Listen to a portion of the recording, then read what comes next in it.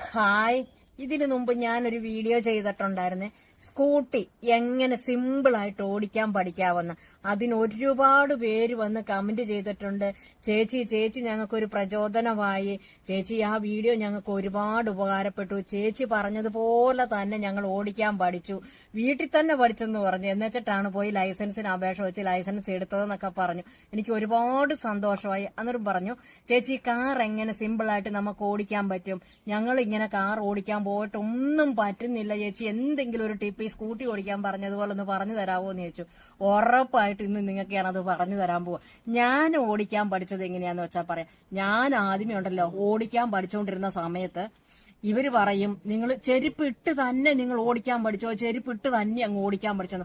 ഒരു കാരണവശാലും നമ്മളുണ്ടല്ലോ തുടക്കക്കാർ ഈ ചെരുപ്പ് ഉപയോഗിക്കരുത്. എന്ന് വെച്ച് കഴിഞ്ഞാൽ നമ്മൾ ഭൂരിപക്ഷം സ്ത്രീകളും ഈ ഹീൽ ഇങ്ങനെയുള്ള ചെരുപ്പല്ലേ നമ്മൾ ഇടുന്നത്. അപ്പൊ ഈ ഹീലിന്റെ കനം കാരണം നമ്മളുണ്ടല്ലോ ഈ ആക്സിലേറ്റർ കൊടുക്കുമ്പം കൂടിപ്പോകും, നമുക്ക് അറിയാൻ പറ്റത്തില്ല.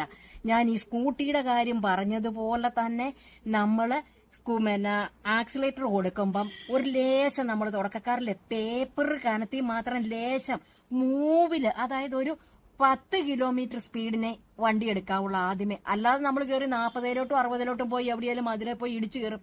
എനിക്ക് അങ്ങനെ പറ്റിയതാകട്ടോ. ഇതുപോലെ ഹീലുള്ള ചെരുപ്പ് ഇട്ടുണ്ട്. കാര്യം തൊട്ട് ഇപ്പുറത്തെ സീറ്റിൽ നമ്മുടെ ഡ്രൈവിംഗ് മാഷ് ഇരിപ്പുണ്ട്. മാഷിന്റെ കാലിന്റെ കീഴിലും ഉണ്ട് ഈ ക്ലച്ചും ബ്രേക്കും ഒക്കെ ഇരിപ്പുണ്ട്. അത് കാരണം രക്ഷപ്പെട്ടു. ഇല്ലെങ്കിൽ മതിലും ഇടിച്ച് തെറിപ്പിച്ച് ഞാൻ അങ്ങ് പോയേനെ. എന്റെ അമ്മോ, എനിക്ക് ആ പേടി ഇതുവരെയും പോയിട്ടില്ല. അത് കഴിഞ്ഞ് ഞാൻ എന്താ ചെയ്തതെന്ന് അറിയാവോ? ഞങ്ങളുടെ വീട്ടിൽ തന്നെ ഉണ്ടായിരുന്ന പഴയ കാറയില് ഗ്രൗണ്ടിൽ പോയിട്ട് ഞാൻ ഇപ്പൊ ഈ ചെയ്യുന്നത് പോണൊക്കെ തന്നെയാ ചെയ്ത് പഠിച്ചത്. അത് ഉറപ്പായിട്ട് നിങ്ങളെ ഞാൻ ഒന്ന് കാണിച്ചു തരാം. നിങ്ങൾ അതുമാതിരി തന്നെ ചെയ്യണം കേട്ടോ. നമ്മൾ ആദ്യമേ വണ്ടിയെ കയറി ഡ്രൈവിംഗ് സീറ്റിലിരുന്നു. ആദ്യമേ നമ്മൾ വണ്ടി സ്റ്റാർട്ട് ചെയ്യുന്നതിന് മുമ്പ് നമ്മൾ ചെയ്യേണ്ട ഒരു കാര്യമാണ്, നമ്മുടെ സുരക്ഷ നമ്മൾ ഉറപ്പാക്കണം. സീറ്റ് ബെൽറ്റ് ഇടണം. അത് കഴിഞ്ഞിട്ട് ഞാൻ ചെയ്ത കാര്യം എന്നാണെന്നറിയാമോ?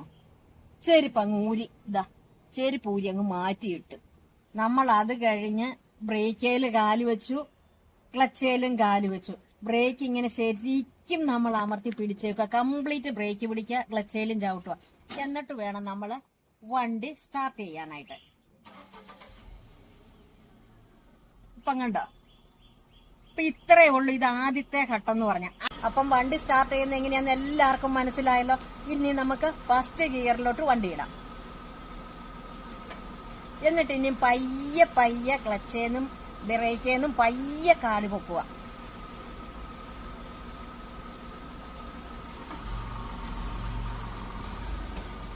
കണ്ടോ?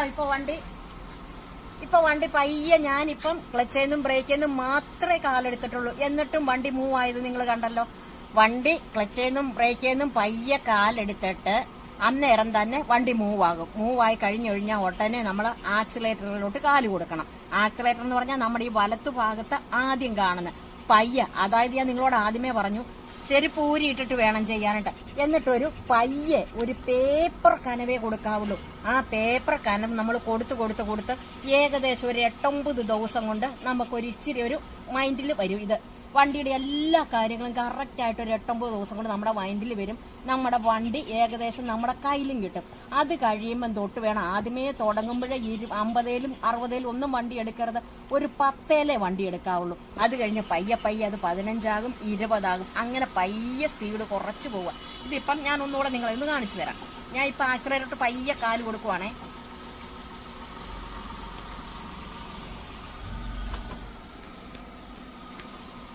ഇപ്പൊ ഞാൻ ആക്സിലേറ്ററെ കാല് കൊടുത്തിട്ടാ പോയത്. ഇനി നമ്മള് ഫസ്റ്റേലിട്ടു, ഇനിയും സെക്കൻഡേല്, തേർഡേല്, ഫോർത്തേല്, അങ്ങനെ ഗിയർ മാറി നമ്മള് ഒന്ന് പഠിച്ചു കഴിയുമ്പോഴത്തേനും അങ്ങ് പോകും. അതുപോലെ തന്നെയാണ് നമ്മള് വണ്ടി ഓഫ് ചെയ്തിറങ്ങുന്നതെന്ന് ചോദിച്ചിട്ടുണ്ടെങ്കിൽ എങ്ങനെയാന്ന് ചോദിച്ചിട്ടുണ്ടെങ്കിൽ നമ്മള് ക്ലച്ച് ചവിട്ടി വണ്ടി ന്യൂട്രല് ആക്കുക. എന്നിട്ട് വണ്ടി ഓഫ് ചെയ്തു. എന്നിട്ട് ഇതെല്ലാം കഴിഞ്ഞിട്ട് വേണം നമ്മൾ സീറ്റ് ബെൽറ്റ് ഊരാനായിട്ട്. അപ്പം ഏകദേശം എല്ലാവർക്കും വണ്ടി ഓടിക്കാനായിട്ട് തുടക്കക്കാർക്കൊരു ഒരു ആത്മവിശ്വാസം കിട്ടിയല്ലോ.